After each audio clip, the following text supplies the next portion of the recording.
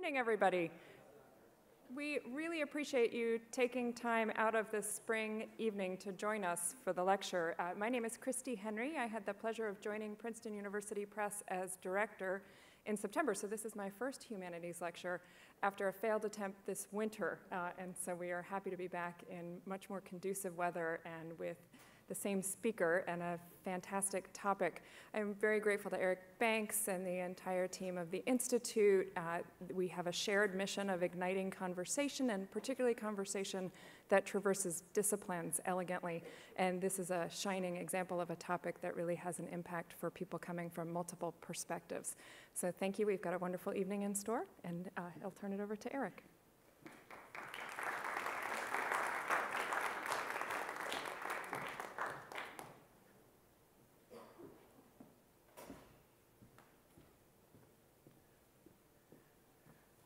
Thank you, Christy, for the kind words. My name is Eric Banks. I'm the director of the New York Institute for the Humanities at NYU, and it's my pleasure to welcome you tonight to the annual lecture in the humanities co-sponsored by the NYIH and Princeton University Press. As Christy noted, this is our first year that we've had the pleasure of working with her on this event, and we look forward to future collaborations. And I also want to take the opportunity to thank Julia Hobb, the Associate Director of Publicity at Princeton University Press, and especially Rob Tempio, Executive Editor at Princeton University Press, for their hard work on helping us to realize this event, both this year and in the past. This is our third annual event that we've done with Princeton, and we're really pleased that we can collaborate on this with them.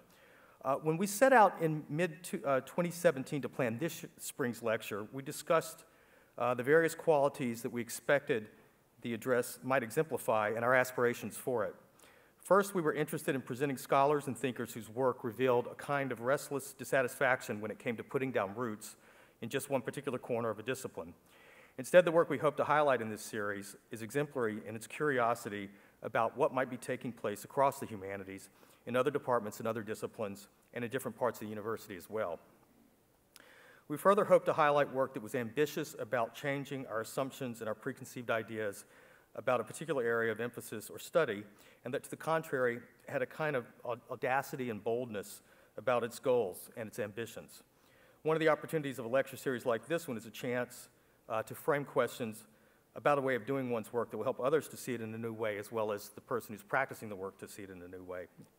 Above all, we hope to underline the work of scholars who were adamant about and eager to engage the public, not just the academy, but we're also thinking deeply about how the back and forth of scholarship and public engagement could mutually benefit each set of concerns in a way that positively affected the work being produced. In fact, that made the work thinkable. We hope that the annual lecture in the humanities will provide an occasion to affirm our commitment at the NYH and at Princeton University Press to these values. And it is in this context that I am delighted to welcome Jedediah Purdy, the Robinson O. Everett Professor of Law at Duke University, to deliver his address this evening, which is entitled, "This Land is Our Land, Nature and Nationalism in the Age of Trump." Few scholars or writers better exemplify the commitment to thinking seriously and generously about this set of issues that are at stake in the public humanities. From Professor Purdy's first book, The Prescient and Brave on Common Things, Irony, Trust, and Commitment in America Today, published in 1999 onward, he has trained his focus on questions that affect a large and heterogeneous swath of readers and that ask us to rethink how we have come to define what is important to us, re-ask what it is we hope for our future, and reconsider what we've come to take for granted. From the time of his first book as well, in addition to the important contributions to legal scholarship, he has been an active participant in public debates and a valued contributor to publications as diverse in their own ways as The Nation and the New Republic, The Atlantic and Jacobin, The New Yorker, Dissent and N+1, and The New York Times. His work has always been indelibly marked by his commitment to addressing a larger public and to speaking to a wider sense of purpose than is often found in even the most thoughtful notions of civic and political engagement. The trilogy of books that followed his debut work were imaginative volumes that drew deeply on the history of ideas to examine the nature of American political identity, beginning with Being America, Liberty, Commerce, and Violence in an American World in 2003, followed by A Tolerable Anarchy, Rebels, Reactionaries, and the Making of American Freedom in 2009, and The Meaning of Property, Freedom, Community, and the Legal Imagination, 2010. These volumes reflect Professor Purdy's ambitious attempt to engage deeply in the fields of political theory and American history while working in a concentrated way within his home areas, as it were, of constitutional and property law. Like his writing, his tenure at Duke has in fact been marked by an enthusiastic interest in collaborative work and teaching carried out with colleagues from other departments, including the historian Laura Edwards and the literary theorist Michael Hart. With his most recent book, After Nature, A Politics for the Anthropocene, published in 2015, Professor Purdy's work has taken another decisive turn, this time in the direction of the environment. In After Nature, he again approaches the question of how we have come to conceptualize nature at a time when it has become impossible any longer to separate the human and the natural world. How that is, in a world that has finally become undeniable that we can't help but shape, the question has become what we will shape. This book led him to think about the intellectual history of the natural world in America, as well as the political history of American ideas. As he writes in the prologue, quote, "The concept that unites these themes is environmental imagination. Imagination means how we see and how we learn to see, how we suppose the world works, how we suppose that it matters, and what we feel we have at stake in it. It is an implicit everyday metaphysics, the bold speculations buried in our individual lives." The title and topic of Professor Purdy's talk this evening exist in the penumbra of this ambitious book. His lecture tonight examines something like the dark underside of the environmental imagination, but one that underscores the intensified politics of nature and the fact that there is no alternative to political engagement with three interlinked domains in our moment: ecology, economy, and politics itself. In subverting the hopeful inclusiveness of Woody Guthrie's anthem, first recorded in 1944, but the product of a decade that saw the radical rethinking of the American project in the form of the New Deal, itself a response to an earlier economic catastrophe, "This land is our land" reminds us of the new ideological frontiers, for good and for bad, that we are witnessing today, and the fact that the politics of nature will itself call for radical transformations in our way of thinking. As many of you know, this talk was originally scheduled for March, and at a time when Jed was able to travel much more conveniently up from North Carolina. I'm really grateful that he has been able to join us today, which has entailed for him a trickier itinerary, and thankful to all of you who have forgone the pleasures of a beautiful spring evening in New York. Jed, I should add, will himself have additional future opportunities to avail himself of the bounties of spring in New York, as he will be joining the faculty of the Columbia University School of Law in 2019. Thank you all for coming, and I ask you to please join me now in welcoming Jedediah Purdy.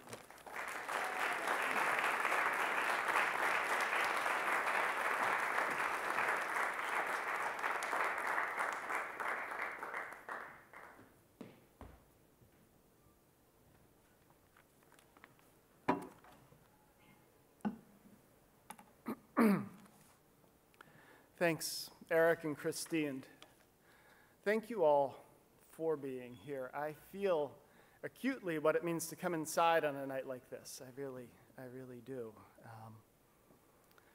So my theme tonight is civic enmity. How people who vote in the same elections and live with the same systems of law come to see one another as enemies. A lot of public argument now is about civic enmity, explicitly or not. Often in the Times opinion pages and similar places, you can read that the idea of Americans being one another's enemies is a fever symptom caused by a disease called polarization, which is carried by norm-breaking hyper-partisans, and that we Americans, can hope to wake up after thrashing in the dark for a while, with cool brows and a new narrative of civic friendship in our heads. Or maybe, instead, the enmity is some people starting to see what many others have known for a long time, that depending who you are, the police are dangerous, the courthouse is a menace, the official statues are civic graffiti and insults, that La Migra, or ICE, will grab and expel with one American hand the same migrants that the other hand, the economic sectors of building and cleaning and harvesting and tech, has been beckoning and exploiting. Maybe the sense of enmity is some people's delayed awareness of what many women have known for years in unsafe workplaces and what any at-will employee knows, that a bad boss is a more immediate and intimate threat than a bad president, though the two may resemble each other and be related. Enmity may be a reminder, too, that many comfortable people have watched or overseen growing economic inequality, the hollowing out of the economic bases of whole regions and classes, and the defunding of public institutions, with only murmurs of disapproval and sympathy? So a question: is civic enmity a feeling or a fact? Can a new narrative address it, or does it require abolishing what sets people at odds? Whether you call that late capitalism, a rigged system, the patriarchy, coastal elitism, white supremacy, or the carceral state. As Eric mentioned, I teach law, which always leaves me thinking that words and material power, narrative and force, have the closest of relations, that no story or picture of the world matters much if it floats too far from what people do with one another's bodies and with soil and weapons and other tools. But also, and by the same token, no material change in power will go forward without ideas and images that give it shape and a horizon to aim for. Also, the things that tie people together and the things that divide them tend to be the same things. The terms of cooperation are also the terms of exploitation and coercion. Any arrangement for living together has both sides, and they have to be understood together. How do people come to be one another's problems, threats, burdens? How do they become one another's helpers, protectors, friends? That's my theme. My more specific focus is on the most concrete things that tie people together and also hold them apart: landscape and animal and mineral, nature. Even the word is both unifying and dividing. Nature comes, as most of you know, from the Latin root for birth, as in natal, the common origin of everyone. It shares that root with native, as in native land, where you were born, and so it's also aligned with nativism, the doctrine that ties political identity and membership to the land of your birth, and with nationalism, the myth that defines your people by its birth from a certain land. This myth came into the world dripping blood and soil, claimed them as identity, sovereignty, and passport, and its stories are the beginnings of borders, just as much as rivers and coasts and ridges are. It's a truism that nativism and nationalism are crises today. It's all too familiar that the president retails a version of true American identity in which race, religion, immigration, and the divide between coastal elites and real Americans all serve as boundary markers. It might not immediately seem, though, that this nationalism has anything to do with nature.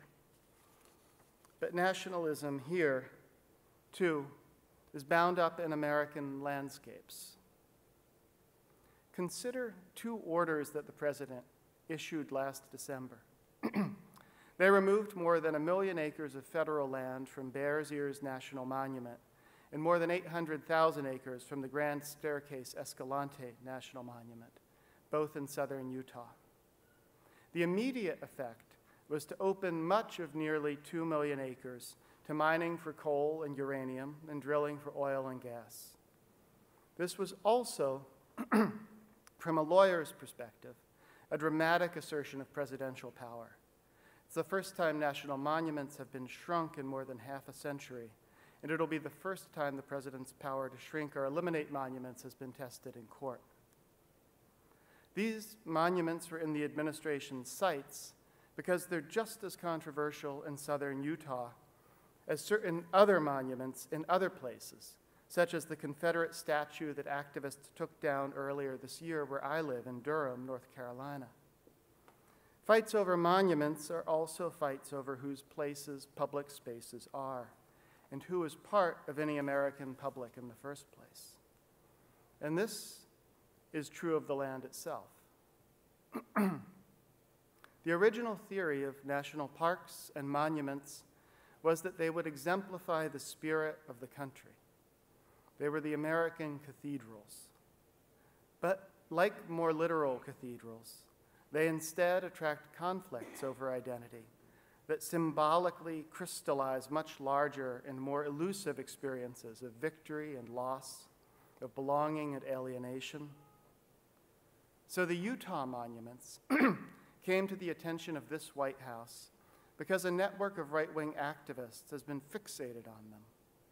To them, the West is a colony, the federal government is an imperial power, and the public land in their counties, like San Juan County and Kane County, Utah, should belong to the local public, the people who ride and hunt on it year-round and would like to have work mining it and timbering it. This network connects lawmakers with lawbreakers who turn lawbreaking into a kind of lawmaking.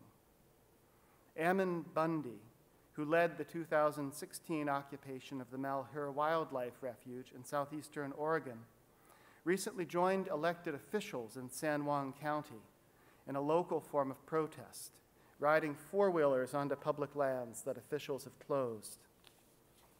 The protesters sometimes ride armed and not with small guns. Powerful allies give them confidence in their trespassing. Allies in the state legislatures, allies in Congress. It was a county commissioner in San Juan, home to Bears Ears, who warned the Bureau of Land Management back in 1979 when all of this was first getting started, quoting, "We're going to start a revolution. We're going to get back our lands. You had better start going out in 2s and 3s, you government officials, because we're going to take care of you." These claims assert local power against national power, but they're also bids for power by some local people over others, because like nations, regions and locales are imagined communities and products of political construction. When President Trump announced the shrinking of Bears Ears, he praised local control by people who know and love the land. That same month, a federal court ruled that San Juan County had unconstitutionally gerrymandered the county's Navajo majority into a permanent political minority in the same county government that has been lending Ammon Bundy comfort. Most local Native bodies endorsed the monument. The question of just whose land the public lands are is also a dispute over who counts in and speaks for the public at any level, who's treated as a real member of the political community and on what grounds. When Ammon Bundy was asked about the occupiers' goals in the Malheur Refuge, he said they would be satisfied, quoting, "When the people of Harney County in Utah, in Oregon, can use these lands without fear, when they can use these lands as free men." When his occupiers began marching around public property in Oregon with pistols and rifles, it was less than a week after a police officer escaped indictment for shooting and killing 12-year-old Tamir Rice for brandishing a toy gun. Is it unfair to pair these two American uses of guns in laying claim to public space? I don't think so. The pairing highlights the partiality of the version of getting free that Ammon Bundy is talking about. It's not just the way American vigilantism is racialized from the start so that certain white men can pantomime unofficial communitarian violence or even use it under the sign of lawfulness, while others have to use nonviolent civil disobedience if they want to appeal to the people against the law. But it's also that this claim on land excludes other claims and asserts an exclusive homeland, makes getting free a matter of getting free of other people. Maybe this impulse to claim a homeland is, among other things, a way of saying that you don't feel at home in the world. Maybe that's something that others could recognize sympathetically in a different expression, but not in response to the aggressive partiality of this form. And this aggressive partiality is ironically at home on monument land. The people who created the parks and monuments and wilderness areas also wanted to be free of inconvenient kinds of people. John Muir disliked and made fun of the shepherds and laborers in Yosemite Valley. Teddy Roosevelt and his friends disliked and wanted to escape immigrants in the cities and restive laborers. The creation of Yellowstone and Glacier National Parks involved expulsion of native people. There's never been enough public space for the contending publics who want it. The land exemplifies the country, just like they said it would, in that it's the site of fights over whose country it is that's being taken away, over who's the patriot and who's the usurper or trespasser. So now, come east from Utah, more than 1,000 miles to the Appalachian Plateau, where it folds and falls over central and southern West Virginia, eastern Kentucky, and the western tip of Virginia. This land is mostly not public, but private, and often owned not by people who live and work there, but by coal and gas corporations.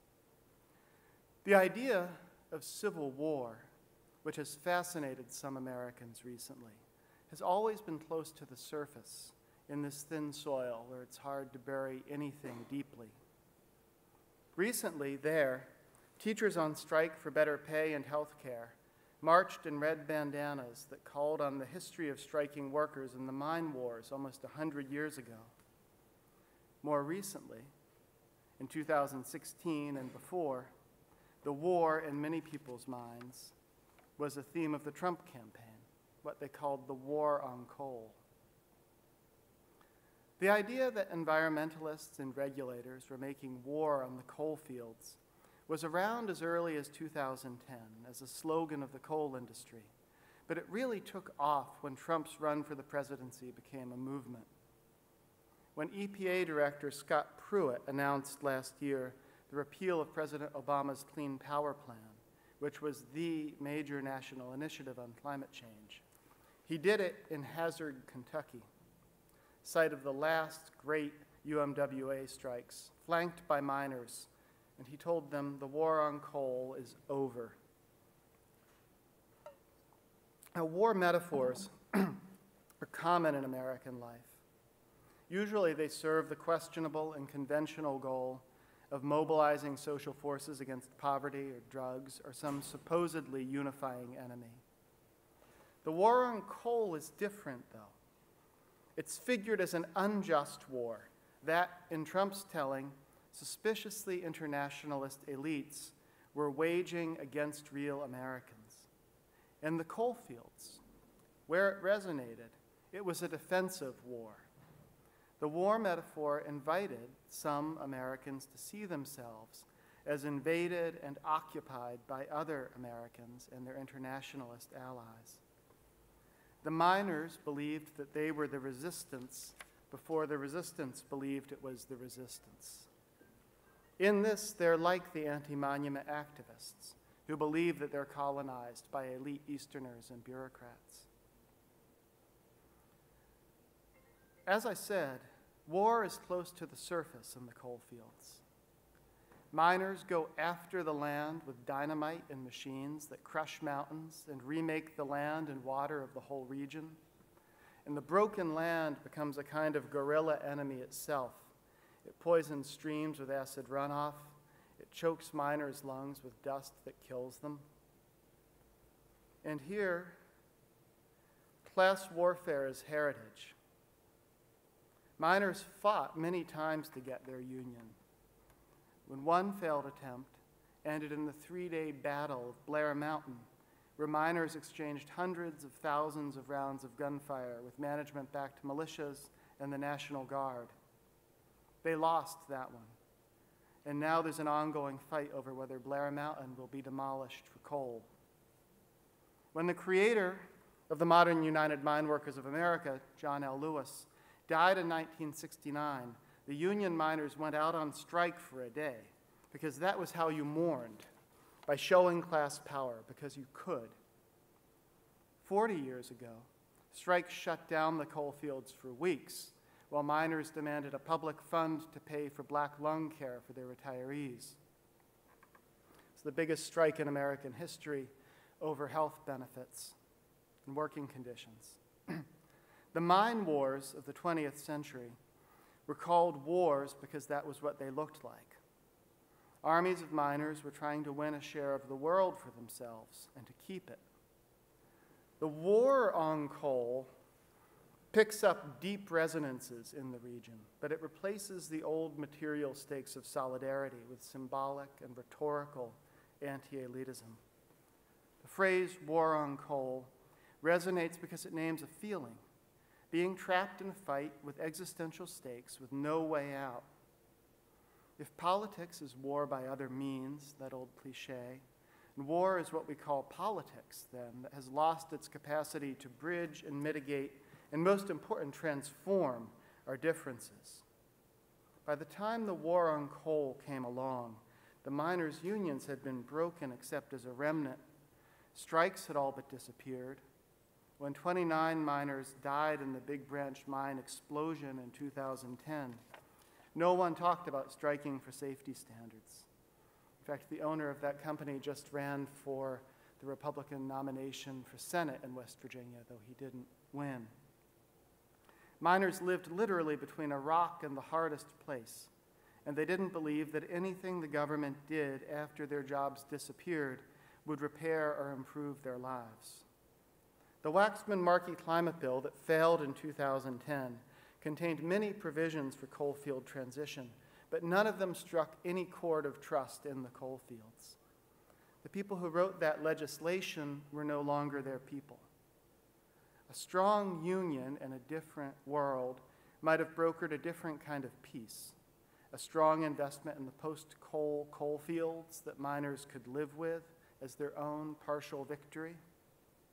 It would have been expensive, but so is everything, most of all the current political disaster. The problem then was not that the sums were too small, but that the alienation was already too deep. And maybe in the miners' celebration of work, there's an intelligible wish that others can recognize and identify with to make things happen, to be useful, to touch and uphold and sustain the world, a wish for ways of living beyond the consumption of stimuli and of digital simulacra of social approval. But rather than any of that, we get extractivism as a political identity. The war on coal language resonates with a symbolic defense of work and force, which is also to say a certain version of manhood. From this perspective, the environmentalists, bureaucrats, and diplomats who design climate policy may be cosmopolitan, but in a deeper sense, they're unworldly. They can't accept or understand the use of muscles and machines to tear a mountain apart, to keep their screens glowing. The violence and force offend or frighten them. They couldn't do this work themselves, yet they depend on it. Celebrating mining in this vein makes the technocrats and meritocrats contemptible, and this numbs the suspicion that they run the world. It puts power and dignity briefly back in the work that miners know how to do and the lives they know. It's a kind of symbolic revenge. And as coal becomes less important as a resource, it becomes more important as a defiant emblem of who we are, the contested and embattled America. The defiance expresses itself as making things work, keeping the lights on, but also as tearing things up and burning them down. The blend of pride and violence, belonging and dispossession is also a main ingredient of the American masculinity that's figured so destructively in the current politics. For decades, political respectables have been manipulating the language of war for initiatives that play on national divisions, like the war on drugs, and concocting real wars, like the Iraq invasion. Now it seems war is one of our major ways to talk about how we hang together. And wars have more than one side. The conceit that they might have only one real side and bring unity without conflict, existential feeling without existential stakes, is a very American thought, a certain kind of official 20th century American thought. and it's a conceit that has escaped its masters. So, when you pull on the thread of these conflicts in Utah and Appalachia, you find them connected with the contested shaping of the American landscape and various American identities. Ideas are entangled in rocks and dirt. The ground that people stand on memorializes what divides them. A great deal of U.S. history is land making. Every farmer's rectangle, every developer's trapezoid can be traced back to a sovereign act that made someone its owner. Railroads gobbled up millions of acres. So did wealthy speculators. In some southern states, a white settler could claim extra acreage under state settlement laws for every enslaved person he promised to bring onto the land. The plantations of the Deep South were built by what historian Sven Beckert calls war capitalism, the mobilization of the enslaved against the forests and swamps of the region, housed in camps far from any family with huge death rates. The ways that different treatment of white, black, and brown bodies makes race and caste into continuing realities are also written on the land, in how people are distributed across it, who owns it, who can imagine after a few generations that their people have a claim that's nearly primordial and is in some kind of harmony with the expectations of the place itself. After the frontier came redlining. Where I live in Durham, you can map the demographics of the city today across an image of the Federal Housing Authority's lone segregation maps from 80 years ago. You can even spot the historically favored neighborhoods from the sky because pin oaks were planted along those streets 80 years ago, creating a green canopy over the white boulevards, whose absence alerts you when you've crossed the color line, giving Jim Crow white supremacy an ecological echo in the canopy. For the median American household, 2/3 of net worth is home equity. In 2015, the rate of black American home ownership was 40%, compared to 70% for white Americans. The average white household controls 7 times as much wealth as the average black household. The median white household, 11 times more. The land remembers. But what do we remember of it? Every political contest over claims on the land is, in part, a contest over what will be remembered and what will be forgotten. With forgetting, the way things are sinks into the land itself, as if it became nature.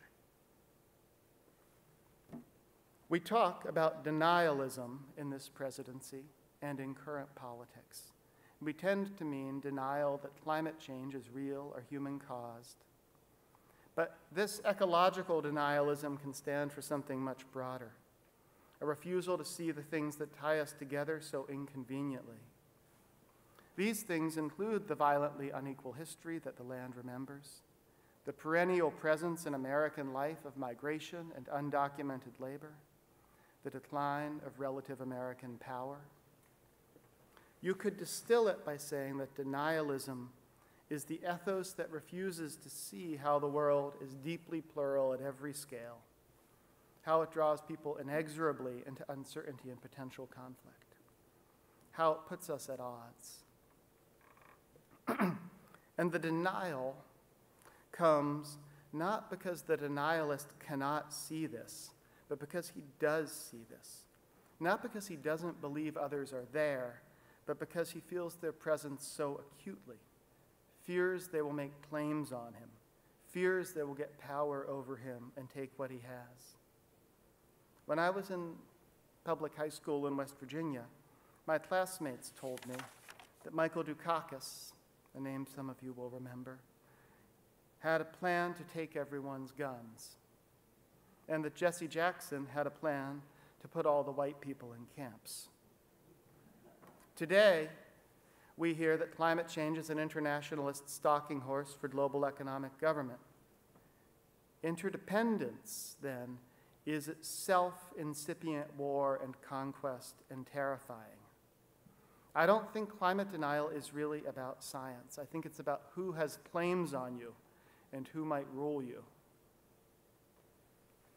The denialist wants peace, but on terms that make peace less likely, if not impossible.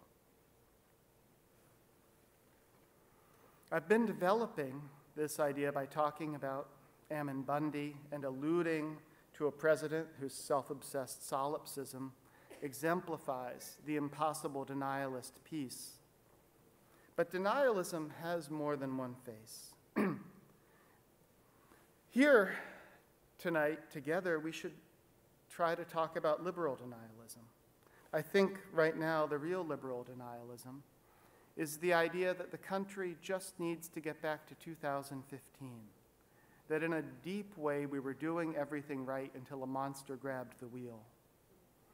That thought, which has traction in the self-styled resistance, glides over decades of growing inequality and private debt, bleeding of industrial jobs, rising economic precariousness, racist mass incarceration, starving of public institutions and infrastructure, and unending war.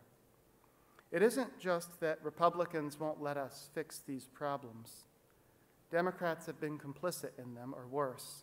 And the fact is that although liberals are very serious about policy in ways that the right is not, they don't have fixes at hand for the deep trends pulling people apart. I'm being polemical about this because I'm implicated in it, and my guess is that it raises more questions for some of you than Bears Ears does. This liberal denialism makes liberals the real inheritors of the political culture of the Cold War, the one that many of us grew up assuming was just timeless America. In the 1950s and 1960s, moves toward equality were spurred partly by competition with the Soviet Union. The same geopolitical competition powered a high-minded rhetoric about how Americans had always basically agreed on equality, freedom, and democracy, and just needed to work out some kinks over the years. Cold War imperatives pressed both parties to suppress their ideological flanks. The Democrats helped break the radical wings of labor, while the center-right cut ties with explicit nativism and open white supremacy. For some decades, every political respectable talked about the arc of history, the founding, the Constitution, the better angels of our nature. That language, if you listen closely, still unites Barack Obama, John McCain, and even Ted Cruz as members of the same political culture. But in 2016, Trump essentially short-sold the high-minded political style of the late Cold War, betting that its buttresses were eroded and that it would buckle under pressure, that people didn't expect much from government, didn't care whether it was well-run, that a lot of voters despised their political class and the cultural and financial elites around it, and that recreational cruelty and can't shit a bullshitter cynicism would feel more authentic than any appeal to better angels. Barack Obama had told us in one of his campaign's lyrical catchphrases that we were the people we had been waiting for. Trump intimated that we were the barbarians we had been waiting for, the ones who will tear down our decadent city. Meanwhile, also in 2016, Bernie Sanders' campaign caught the wind of an insurgency whose energy also abandoned the Cold War style and treated America as the Democratic left long has, not as a source of identity or a philosophical problem elaborated across generations, but a place to be worked on, a normal and flawed country whose promise is not in its exceptionalism, but in its ordinary capacity for solidarity and stronger democracy. 30 years after the Cold War, Trump's short sell proved out. The buttresses are crumbling and the incantations don't work anymore. In the long 1990s, which lasted from 1989 until about 2008, it was common to say that with a little trimming and reform, Americans lived in the best of possible worlds, even if that was a partly tragic self-congratulation. The conflicts of 2016 were a return of what had been politically repressed, reminders that the world could get much worse, and also new confidence in demanding that it get better. much better. A favorite liberal story is that our current disaster is a crisis of norms, a loss of stabilizing political virtue that's throwing us into polarization. But deep difference and conflict, for better and worse, are the dominant historical pattern in this unequal democracy.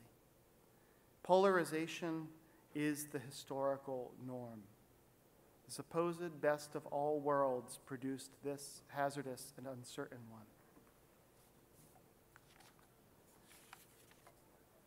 What kind of politics could help people to turn and face one another? The question matters so much because only politics can deliberately change the architecture of shared life, change the rules in the built world that humans live in and live by. This power to change the world itself with different infrastructure, different economies, different ways of coordinating our labor and our rest is the business of politics, and democratic politics in potential creates a common space where equals have to decide the terms of their coexistence. This is hard in any version. It can't go on well when other forces of economics, of race, of gender are inviting people to treat one another as subordinates, not equals, and making those subordinating relations real, the reality. It can't rest either, this kind of politics can't rest either, on some kind of heroic civic virtue. It can't go on unless politics offers some kind of real material security against poverty, against untreated illness, against police abuse or imprisonment without trial. Probably it can't go on without some felt sense of the power to swing the shape of the world towards something new. Better work, better play, better land. Democratic politics can't survive as a morality play, but only as a project.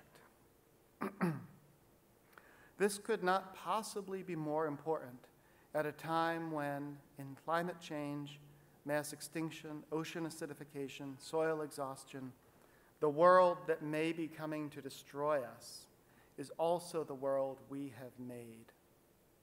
And of course, it isn't we. It's the effect some of us are having on the planet, unequally visited on others, through the medium of the world itself, its floods and droughts and killing heat.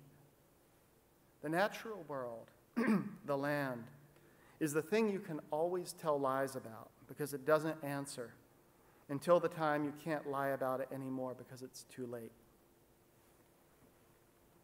I've been talking about the memory of the land, how the land holds the past, holds the ways it's been lived on and used. Now I want to talk about this alongside another concept that I've just alluded to. Call it the weight of the world.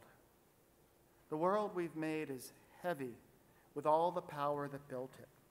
All the literal coal firing and oil burning, literal power, and all the mastery over human time and strength are all embedded in these roads and buildings and fields and atmospheric carbon levels. How heavy? One serious estimate puts the mass of the global technosphere, the material habitat that humans have created for themselves, at 30 trillion tons, 5 orders of magnitude greater than the weight of the human beings that it sustains. That's, if my arithmetic is right, approximately 4,000 tons of transformed world per human being, or 27 tons of technosphere for each pound of a 150-pound person. The world we make tells us how to live in it. If you want to stay cool in the summer and warm in the winter, communicate with others, work, feel yourself a part of the cultures in which you share, here's what you must do.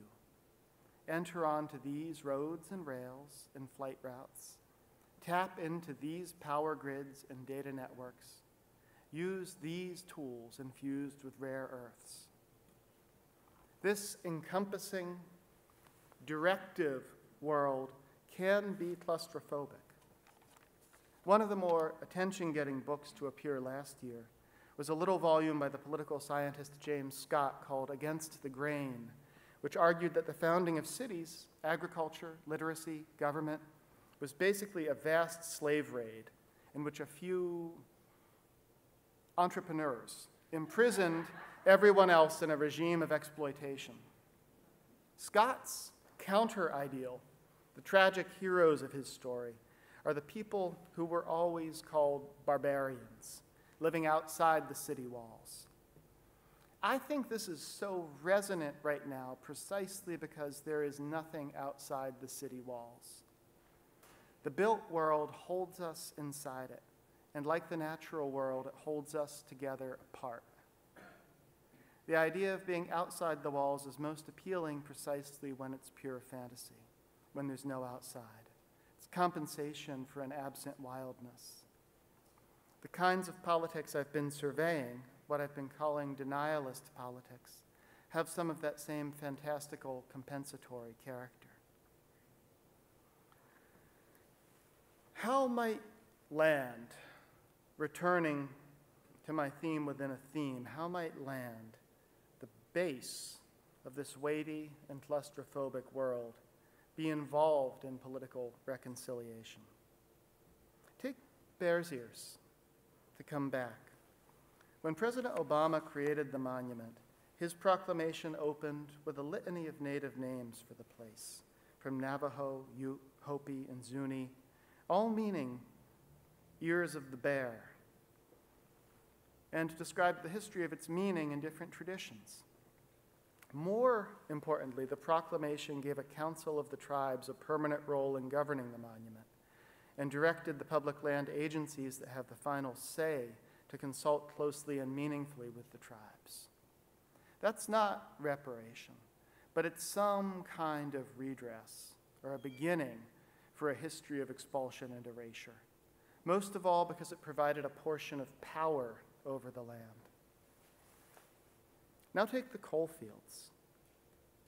This March, the public school teachers in West Virginia settled an 8-day wildcat strike. Teachers followed in Oklahoma, Arizona, and other states. 20,000 of them in West Virginia shut down schools in every county. They marched in red shirts and bandanas that conjured up the mine wars of 100 years ago, same bandanas they wore at the Battle of Blair Mountain.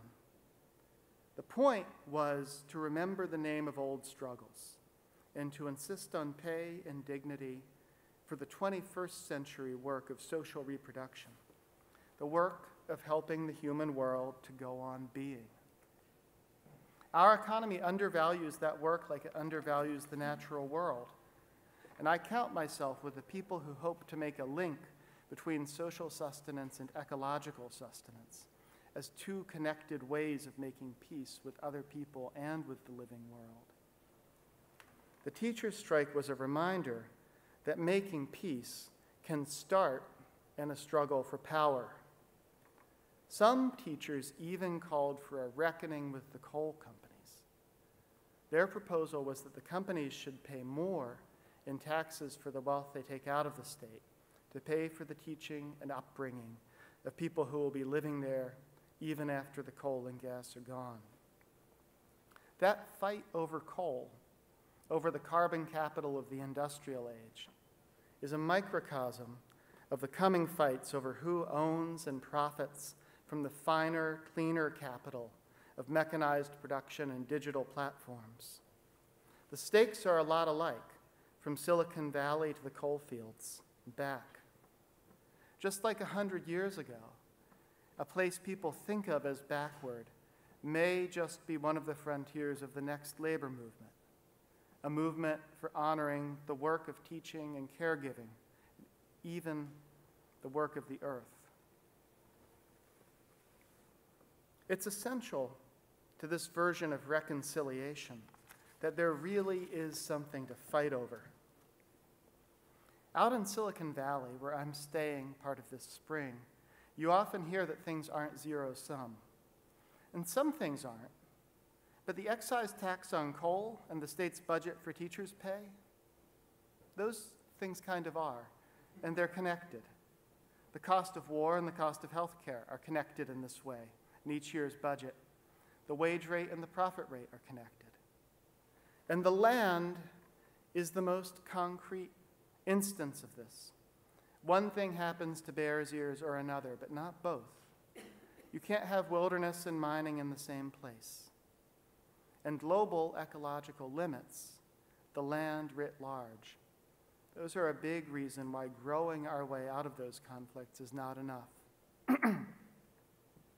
What doesn't need to be zero-sum, though, is the creation of new kinds of solidarity, new ways to feel that your good life is part of my good life, and an injury to you is an injury to me.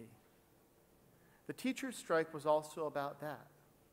The teachers lined up with bus drivers and janitors and coal miners and dropped a little bit of the status of being middle class, which means a lot in a place with a lot of hard and scary poverty.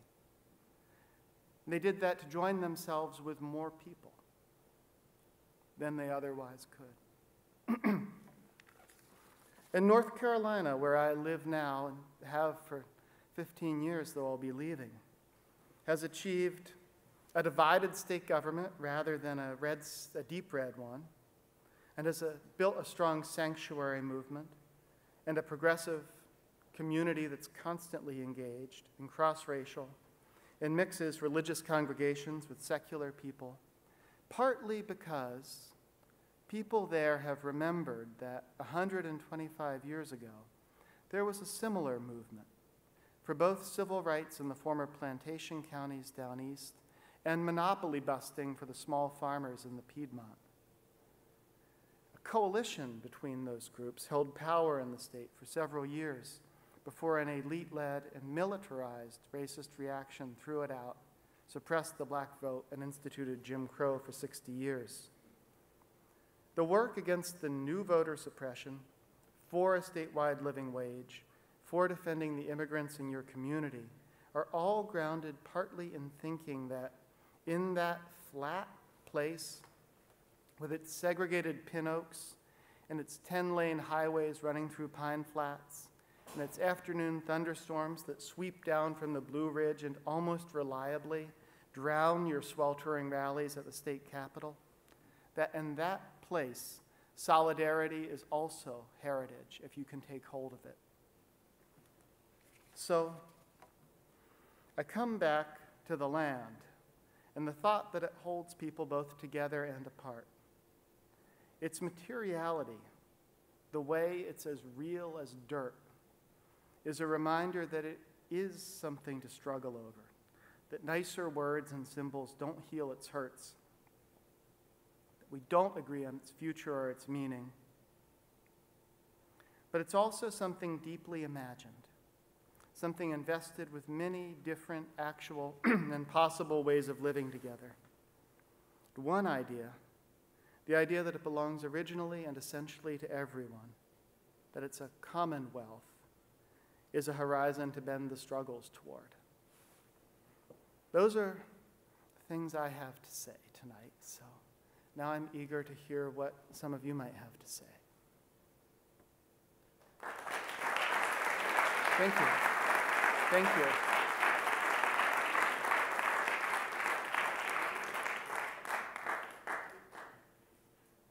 I think there are microphones if people want to talk to one another or me.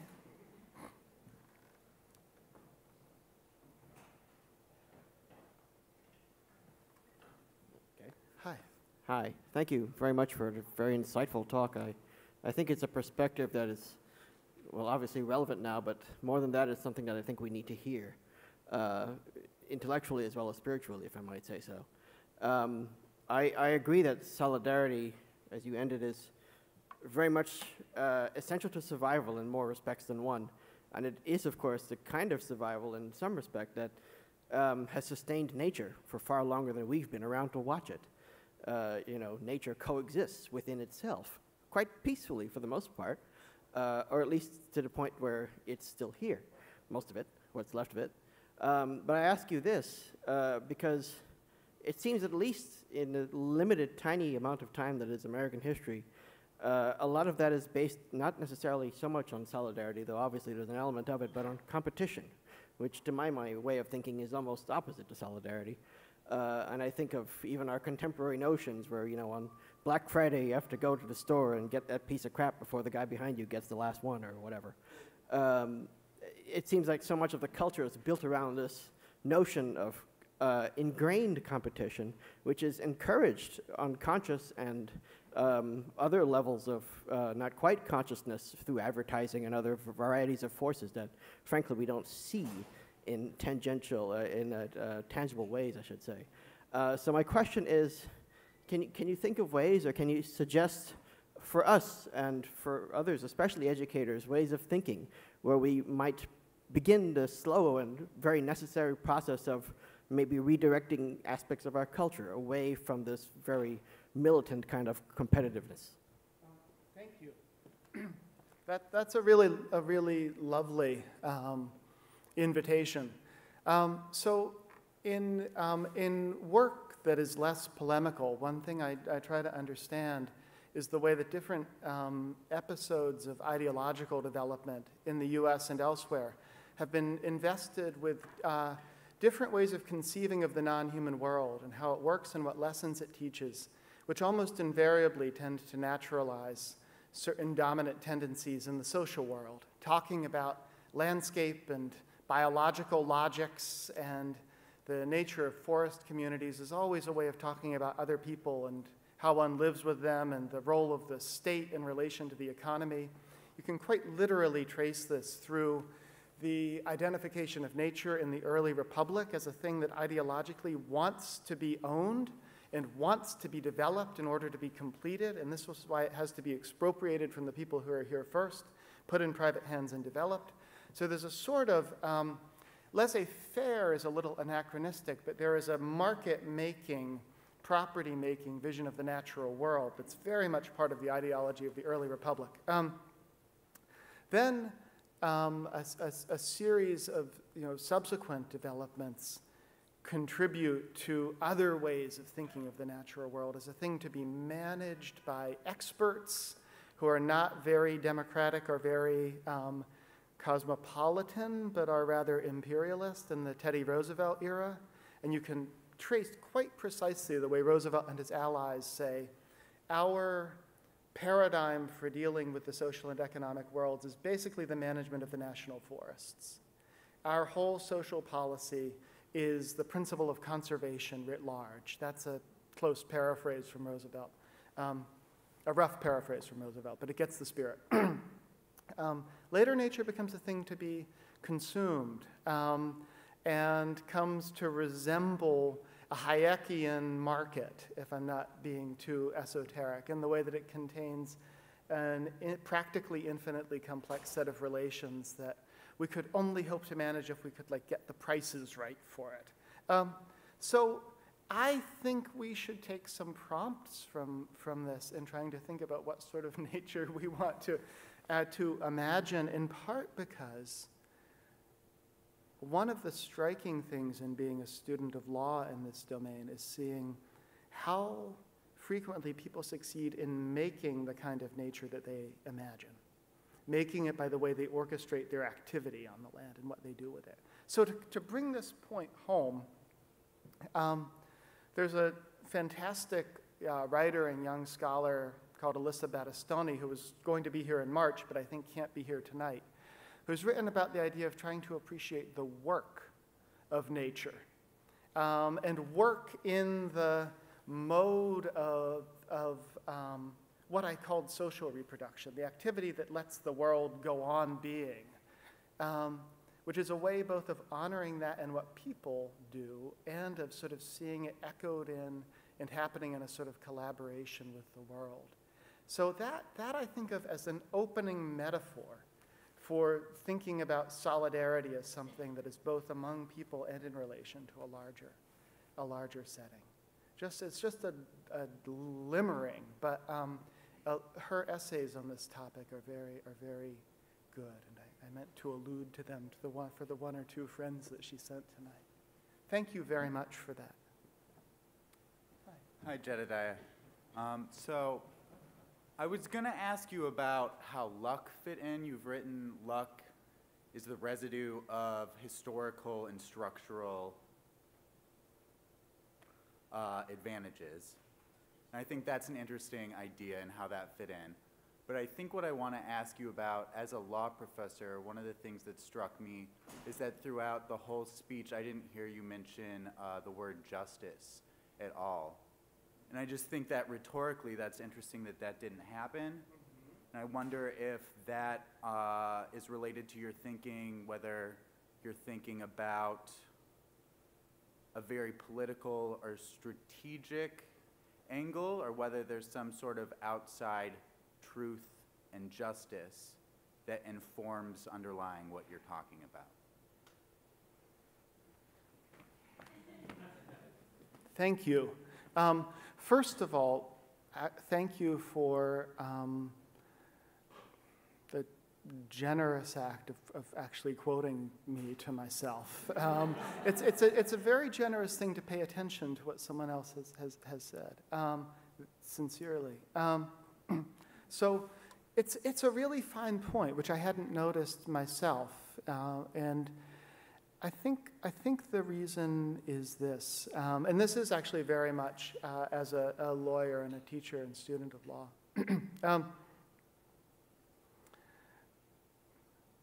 Principles that are, I would say, constitutive of what we tend to mean by justice, principles of equal treatment, of basic liberty, and of some conception of procedural fairness that has elements of both in them, are at the very heart of how people in my constitutional law world try to build an architecture to mediate and resolve conflicts in how we live together. And in spending a lot of time in that world, arguing with and among those people, reading the cases, taking apart the decisions and putting them back together, I've come to believe both something that is a very liberal thought, which is that these are in many instances quite indispensable principles, and something that is not a certain version of liberal thinking, which is that they are principles that are distilled out of broader conflicts of ideas and forces, and that the idea of equality as it's now adjudicated and fought over, it really had to be achieved in a series of fights and mobilizations. And so it's because I think the kinds of conflicts that I'm talking about here are, in one sense, alternative characterizations of the social world to a characterization of justice. But in another sense, they are ongoing bids to constitute or define it going forward. And it's, I guess, in that second dimension that I was thinking about them. And so I didn't, so it's very telling. It's very telling that I left it out, because in a sense what I'm interested in here is how it gets made. Is that responsive? Yeah. I think it's just us. We can keep talking. All right. Go ahead. Thank you. Thanks.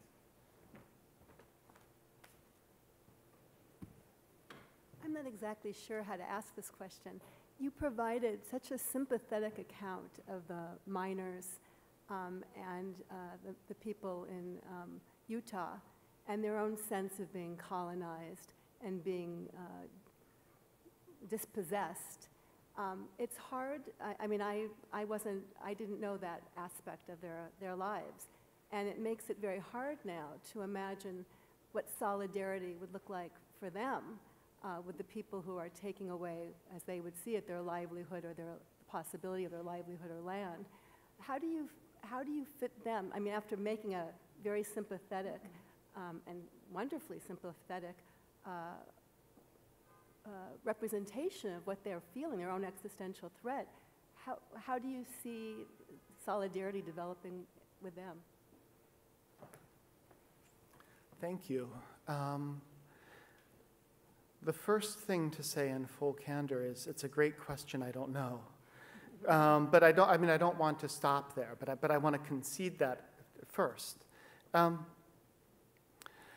think it's a hugely consequential question for the miners, whether they are in some way participating in making the future of their place, whether they're even though they don't own the coal fields, whether the union collectively gives the workers of the coal fields some say in the future of the place, or whether they basically experience themselves as buffeted by forces, some political, some economic, that are not much trustworthy or accountable. So that was why I tried to imagine briefly what a climate change bill might have looked like in a world where organized miners were still a key part of the constituency for the Democratic Party. A dystopian view is, oh, they would have stopped it from happening.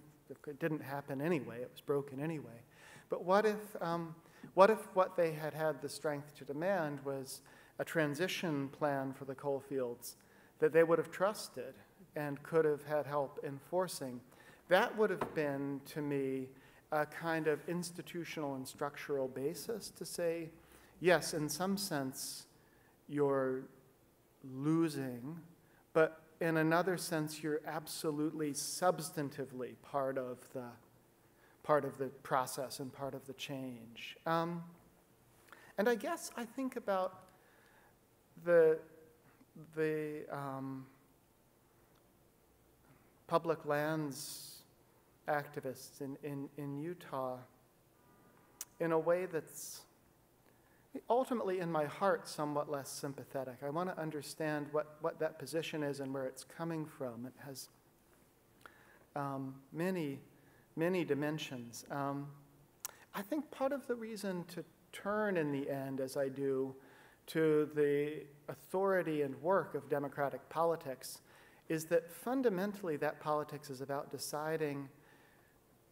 determining when some of us have to yield our wills and our plans to other people, and about trying to set terms that can amount to a good enough reason for doing that, a good enough account of how you didn't get your future this time. And I think in the end, that's the thing that the Western public lands populists, they have to take that. They have to take that. I'll say one. I know you're being very patient. There's one very quick thing that I think is worth saying. It's such a peculiar feature of the American political system that because we have this Constitution that's old, ambiguous, subject to multifarious interpretations, and hard to change, people who lose but think they should have won have a kind of perennial recourse to the idea that there's a higher American law and that really that can aid them to win in the end and overturn this thing that's happening now, which is just ephemeral. And sometimes that's very powerful. That was a great part of the Cold War account of what the civil rights movement was. Like all of the language that ranged from King to LBJ about vindicating the original promise of the system and so on. But it very much works both ways. Part of what's going on with these Western public lands folks is that they have a pretty historically credible interpretation of the Constitution that says the federal government was never meant to retain and manage big tracts of land permanently. That's totally failed as a practical matter. The permanent federal retention of public lands has been happening in robust ways for almost 150 years now. But there's still this idea that there's an alternative constitution, like the true constitution, that's on their side. And that wrinkle can power radical and sometimes positive radical movements within democratic life, but it can also constantly call into question the actual political processes that are generating answers, and I think that's part of why they won't let go, is they have that story. Thank you very much, both for your wonderful question and for waiting through the end of my response. Yes, first of all, I'd like to thank you for your passion in your delivery. I'm going to put a foundation on my question by giving two anecdotes of historical significance. The first is when Einstein was asked after World War II and the atomic bomb by people who said, what kind of weapons will they use in World War III? He said, I don't know. But I do know the kind of weapons they'll use in World War IV, and they'll be sticks and stones. The other thing is there used to be an advertisement on television about real butter. And the nature figure says, mustn't fool with Mother Nature. So Mother Nature basically doesn't care about you and me. It's going to go on and on and on. I'm wondering, somebody asked the question or brought up the subject of luck.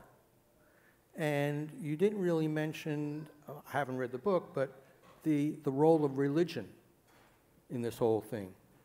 Could it be a simple bad luck of misinterpretation of the word stewardship to dominion? Because originally it was stewardship and that whole concept, which a lot of the native indigenous people hold true, and it was, for some reason, changed to dominion, which is a whole different paradigm. What do you think about that? And I don't know how. I have a lot of sympathy for it because I think that over time, the words that we treat as authoritative create openings to throw the directional switch of history in one direction or another, and those choices can add up.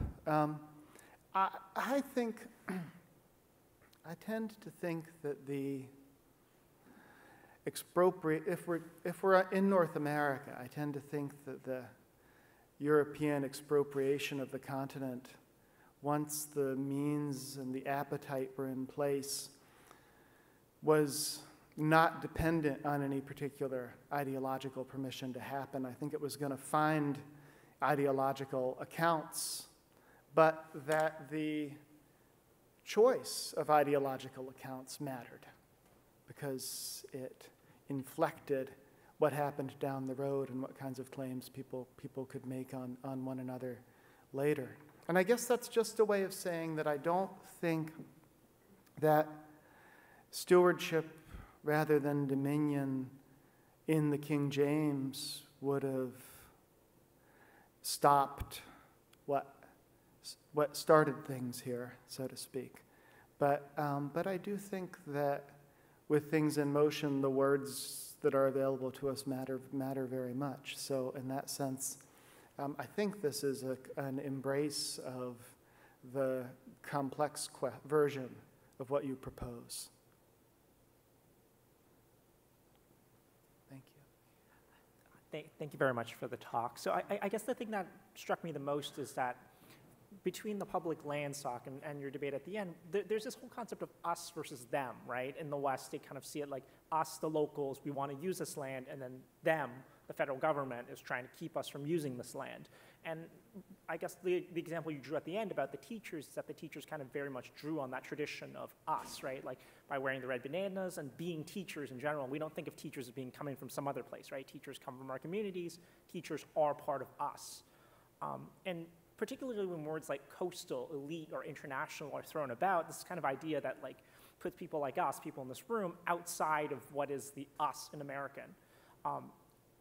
When we talk about solidarity, though, then like how do we put like the us back together? How do we then learn to see that like all these people are also Americans? Thank you. I'm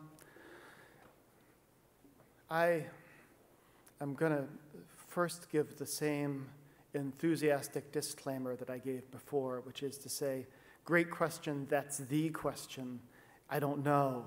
In a way, everything that motivates this talk is an attempt to think through and speak through some of the things that I think, a few of the things, fragments of what people have to understand about one another's starting points for the ambition that you talk about to be viable, even plausible. At the same time, I think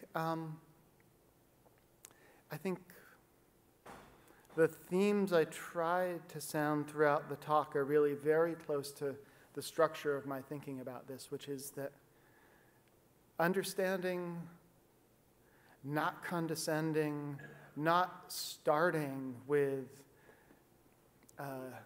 dismissive sense that in some deep way the other person is the wrong kind of American or not truly American or too illiberal to count as American, even if that's the kind of move that some of them are making or that their leadership is making and interpolating them as making, here I am saying it, that's counterproductive. You don't start a solidarity building exercise that way. But then I also think that it can't be just a matter of listening. It's not just a matter of interpretation or recognition. It's about generating material programs that make people feel more secure in their own world. And when I say that, I don't mean to come down on what I think is the unproductive and tired economic anxiety versus racism, nativism, etc. argument, but rather to say, given that those have been woven together in this political moment, where can you start? What do you have some control over? And what's the right thing to do? And I think in all of those respects, it's to try to make the world more safe for all the people that we are sharing it with, which means both fellow citizens in the strict sense and also everyone else who is living and working in this landmass and making their lives here. Please. If you're okay with me asking one point, it's just the juxtaposition of you standing right next to the American flag with the eagle. That actually kind of makes it interesting. Like, why are we so reluctant to wrap our ideas in the flag? Why are we so reluctant to say these ideas are also American? These ideas are also American. Yes, I think there is an American tradition that is worth claiming now, which is precisely about expanding the meaning of equality, reallocating rights and privileges, building a larger idea of who's here and what it means to be here. This is one of those moments where I say, yes, that's what I meant to say. Thank you so much. Thank you very much.